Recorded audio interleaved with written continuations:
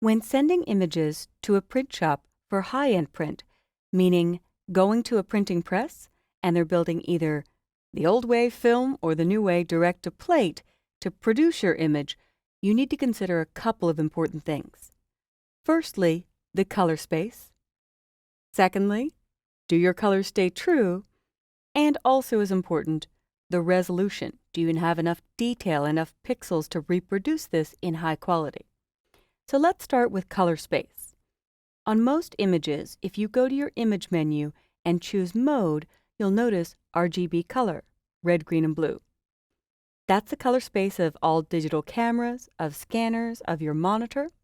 But for high-end print, the print shops typically want to receive the files in converted in the print color space, CMYK, cyan, magenta, yellow, and black. Now check with your print shop.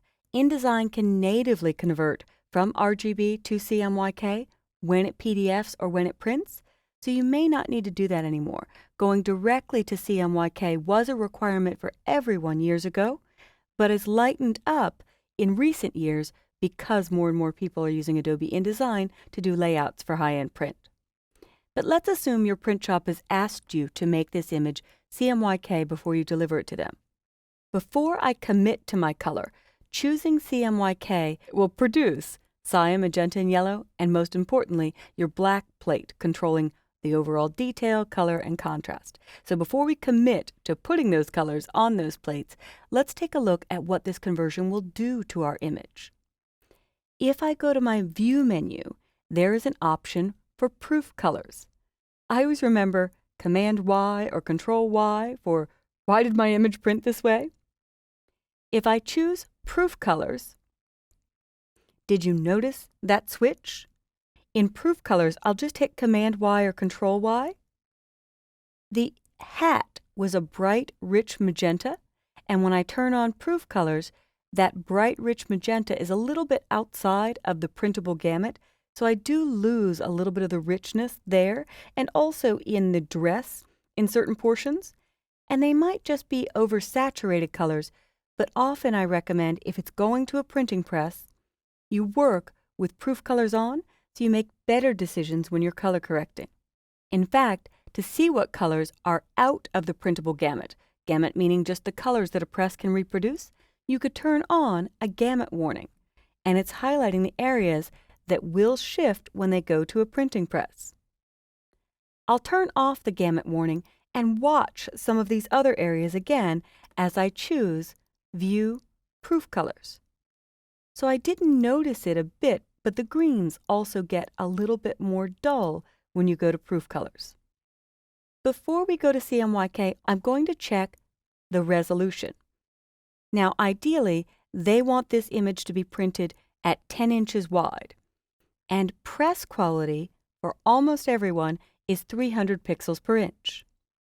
So if I go to Image and choose Image Size, this will show me the width, the height, and the resolution.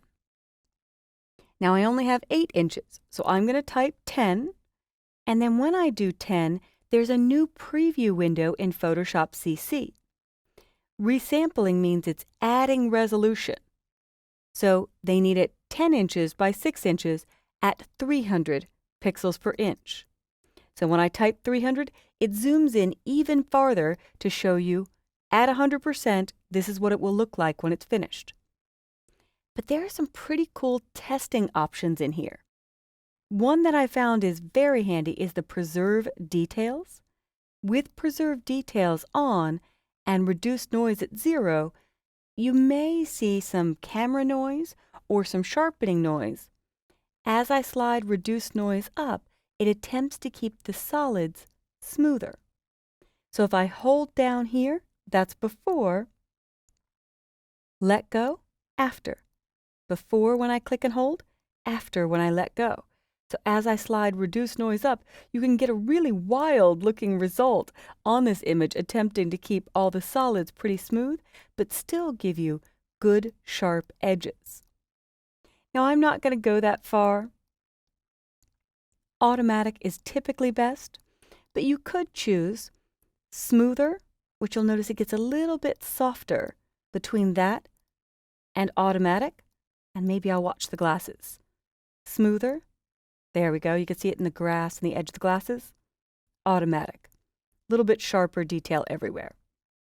Now, if you're doing reduction of image size, sharper is preferred. But for enlargement, you could play with your own preserved detail settings, or you could use the smoother for enlargement. Automatic does quite well. The last few are for gradients, or nearest neighbor only looks at the left and right edge of a pixel. If you had a black object on a white background, nearest neighbor wouldn't produce a shade of gray where the black and white meet. It would keep your hard edges of black and white.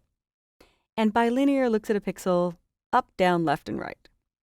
Normally you want to request that you get a new image already at 300 in the width and the height that you have. But if that's not possible, the image size dialog can add resolution. So when I click OK, Photoshop zooms in a little bit to let you see that it's a larger image. My file size is increased, and now I can do Image Mode CMYK Color. And it's warning me that I'm using US Web Coded. That's what I intend, so I can hit Don't Show Again and hit OK. And there you see that shift if I undo or redo on the hat. Now let's take a look at another image, and I wanted to open it this way to show you the warning. This hiking image has an sRGB color space profile attached, which is common for most digital cameras and the default for Photoshop. Earlier, I changed my color space to Adobe RGB, the preferred color space for high-end print. So I'm going to convert this to my color space to hopefully get better color for a press run. And I need to check the resolution on this.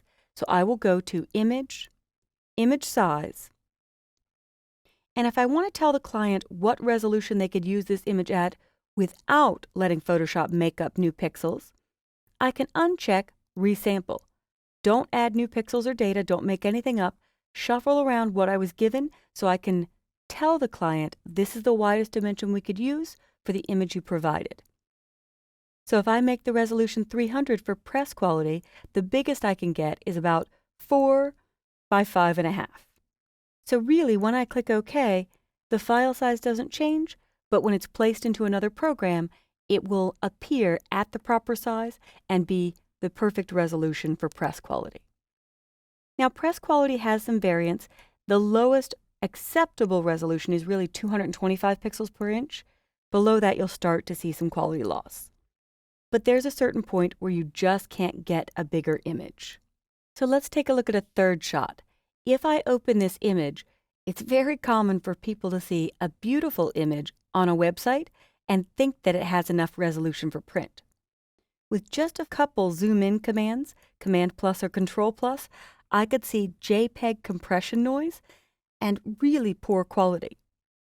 If I go to Image and Image Size and try to increase the resolution to 300 pixels per inch, and take a look at my inch measurement, they need this one to be 5 by 3.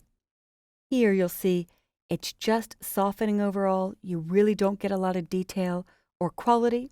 You could experiment with the preserved details, but they tend to get soft overall.